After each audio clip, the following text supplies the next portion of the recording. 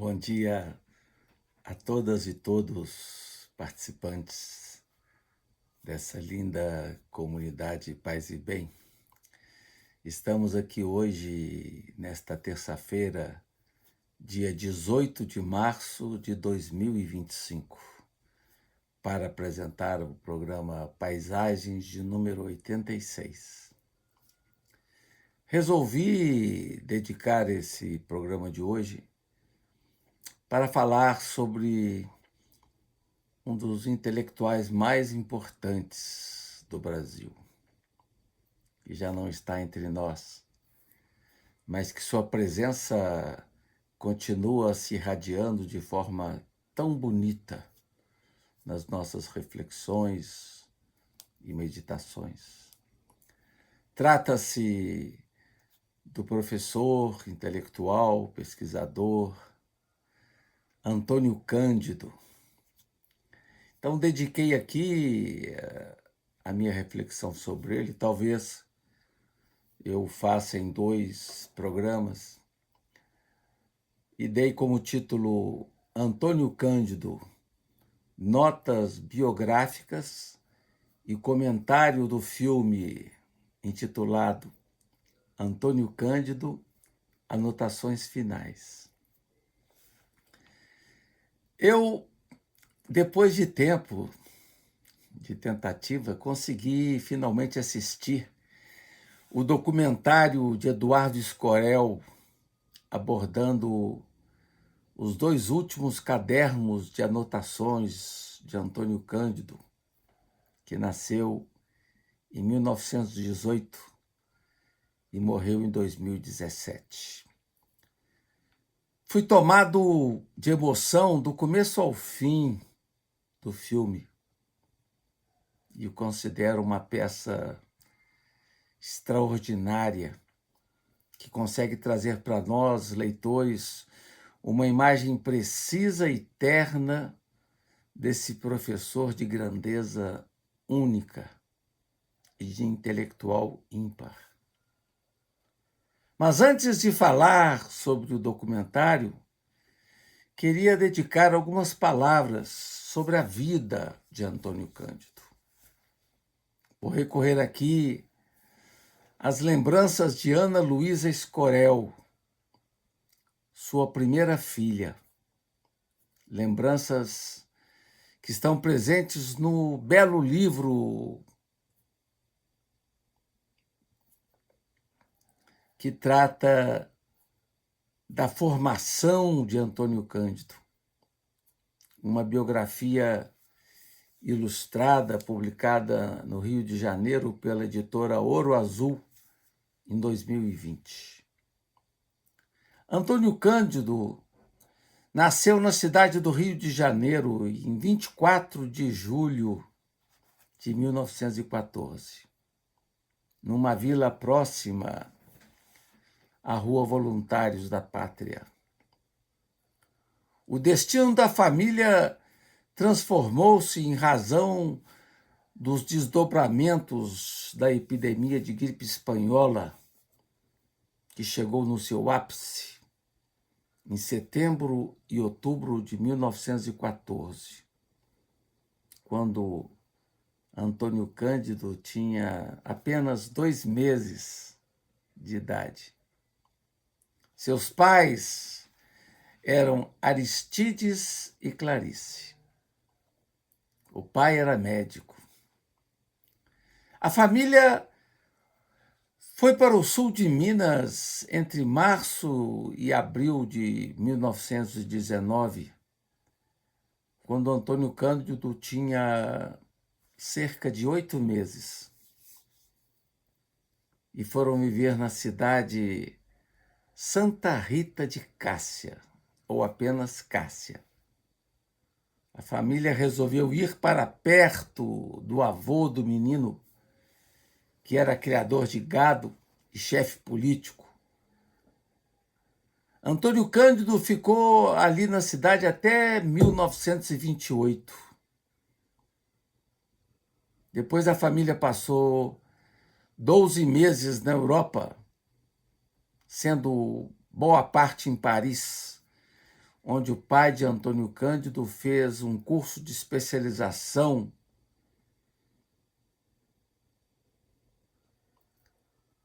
em novembro de 1928, estendendo-se até inícios de 1929. Depois de Paris, a família passou uma temporada no Rio de Janeiro, onde chegaram em novembro de 29.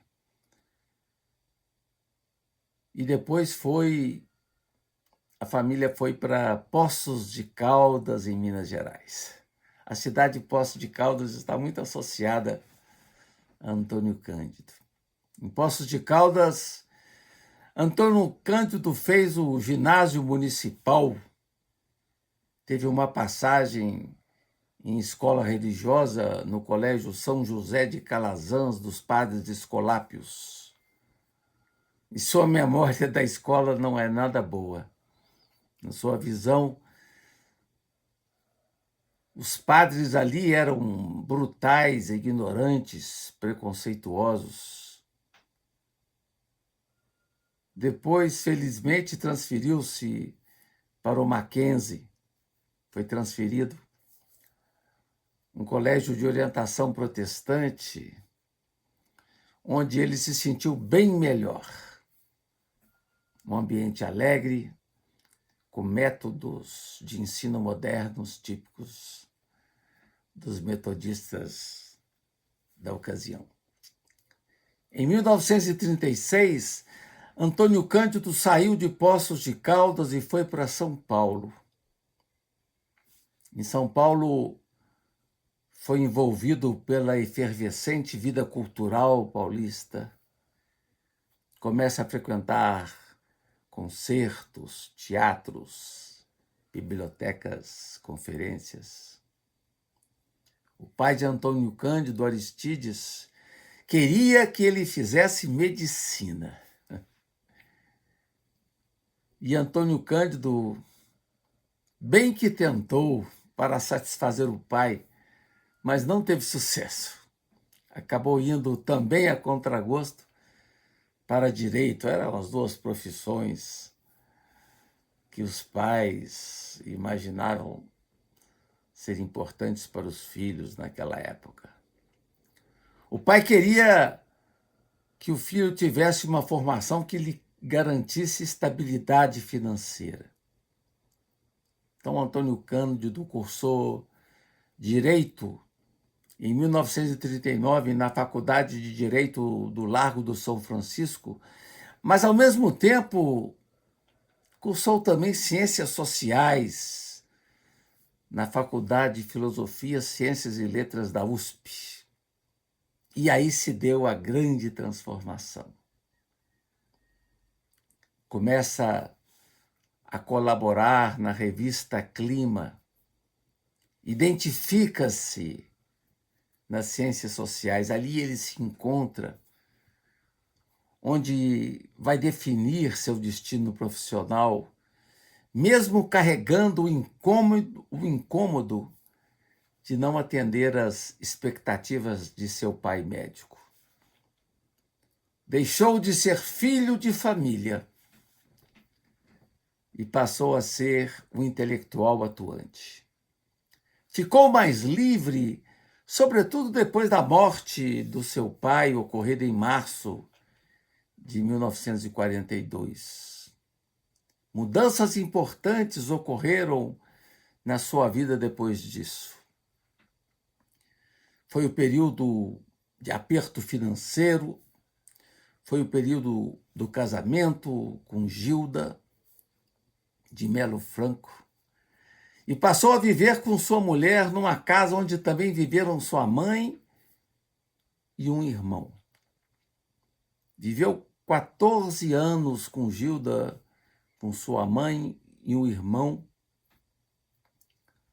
Naquele tempo, um período difícil para a mulher que não se sentia com liberdade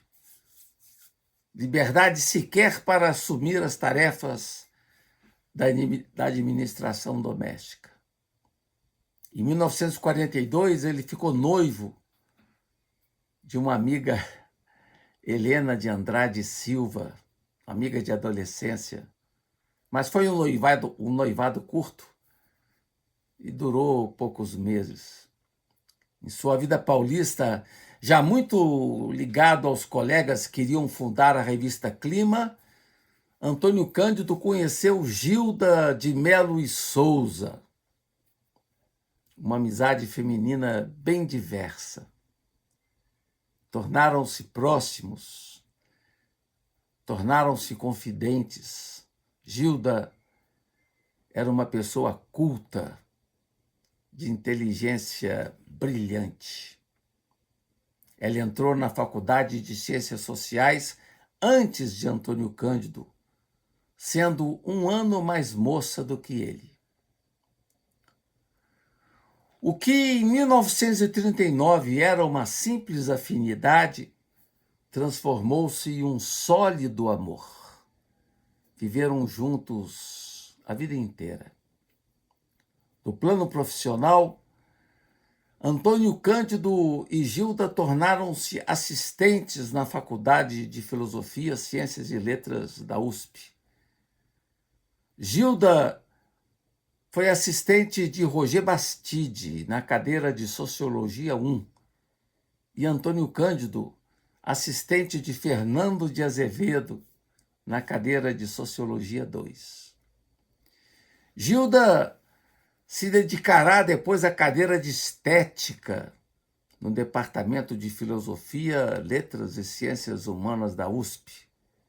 E sua tese, muito interessante, versou sobre a moda do século XX e foi defendida em 1950 sob a orientação de Roger Bastide. Em 1945, Antônio Cândido obteve o título de livre docente da USP, com a tese Introdução ao Método Crítico de Silvio Romero. E em 1954, ano em que eu nasci, ele conseguiu o doutorado em Ciências Sociais com a tese Os Parceiros do Rio Bonito, um livro precioso. E eu me lembro que esse livro inspirou uma linda peça de teatro em Campinas, onde participou Paulo Betti, né? Uma peça inspirada no livro Os Parceiros do Rio Bonito, né? E a peça chamava Na Carreira do Divino, uma peça que eu vi 3 vezes, tão linda. No plano da militância, Antônio Cândido participou da Ação Popular e esteve na origem do Partido Socialista Brasileiro, num tempo onde o comunismo exercia uma enorme atração entre os jovens. Antônio Cândido foi aprovado num concurso de literatura brasileira na USP, mas acabou não assumindo em razão de manobras da cúpula universitária, que não via com bons olhos a vitória de um jovem socialista de 27 anos, ainda desconhecido e natural de outro estado. Continuou assim Antônio Cândido mais 13 anos na cadeira de Sociologia 2. Mas em 1957 vai começar a lecionar letras na Faculdade de Letras de Assis, quando então abandonou a sociologia para dedicar-se à literatura. Em 1961 regressa à USP e a partir de 1974 torna-se professor titular de Teoria Literária e Literatura Comparada da Faculdade de Filosofia, Letras e Ciências Humanas da USP, sendo responsável pela formação de grande parte da intelectualidade nacional, direta ou indiretamente. entre seus alunos, né, nós temos a presença de José Miguel Wisnik. Antônio Cândido aposentou-se em 1978, mantendo-se como professor na pós-graduação até 1992. O lançamento de sua tese doutoral, de 1959, se deu em 1964, publicada pela editora José Olímpio, Os Parceiros do Rio Bonito, que não teve assim grande acolhida entre os sociólogos científicos, que reagiram dizendo que era mais uma tese de antropologia. Outro grande clássico publicado por ele, celebrado nas faculdades de letras de todo o Brasil, foi o livro Formação da Literatura Brasileira, de 1975. Antônio Cândido recebeu muitos prêmios. Por exemplo, os prêmios Jabuti em 1960, 65, 1966 e 1993. Recebeu também o Prêmio Internacional Alfonso Reis, em 2005. O Prêmio Camões, em 1998. E o Prêmio Machado de Assis, em 1993. Sobre sua família, contrariando o desejo, Antônio Cândido acabou sendo pai muito cedo, num acontecimento imprevisto. Na casa da Rua Perdões, em São Paulo, viveu com a mulher entre 1944 e até inícios de 1959. E ali tiveram 3 filhas. As professoras Marina de Mello e Souza e Laura de Mello e Souza, que são professoras de História na USP, e a editora e escritora Ana Luísa Escorel. Essa última, nascida como Luísa de Mello e Souza, foi a primeira filha de Antônio Cândido. E casada hoje com o cineasta Eduardo Escorel. Juntos, têm 2 filhas, Ana Luísa, né, casada com Eduardo Escorel, a Clarice Escorel de Moraes e Laura Escorel de Moraes. Para acompanhar a trajetória acadêmica e a produção de Antônio Cândido, aconselho muito o livro organizado por Vinícius Dantas, Antônio Cândido, Textos de Intervenção e Bibliografia de Antônio Cândido, 2 volumes, publicado pela editora Duas Cidades e editora 34 em 2002. Trata-se de um amplo levantamento bibliográfico da obra de Antônio Cândido, que eu aconselho muito a leitura, e a gente fica impressionado com a longa produção acadêmica, literária de Antônio Cândido, tendo escrito artigos impressionantes sobre grandes nomes da literatura brasileira. Eu, por exemplo, gosto muito dos seus trabalhos sobre Guimarães Rosa, sobre Graciliano Ramos, sobre Clarice Lispector. Ele realmente tem uma visão fantástica como crítico literário. Com isso, gente, eu concluo essa primeira parte de reflexão sobre Antônio Cândido. E na próxima semana, então, falarei sobre o documentário que tanto me tocou, né? Documentário dirigido por Eduardo Escorel. Agradeço a todas e todos pela presença, né? Em especial ao Felipe Albani pelo apoio técnico. Nos vemos na próxima semana. Paz e bem.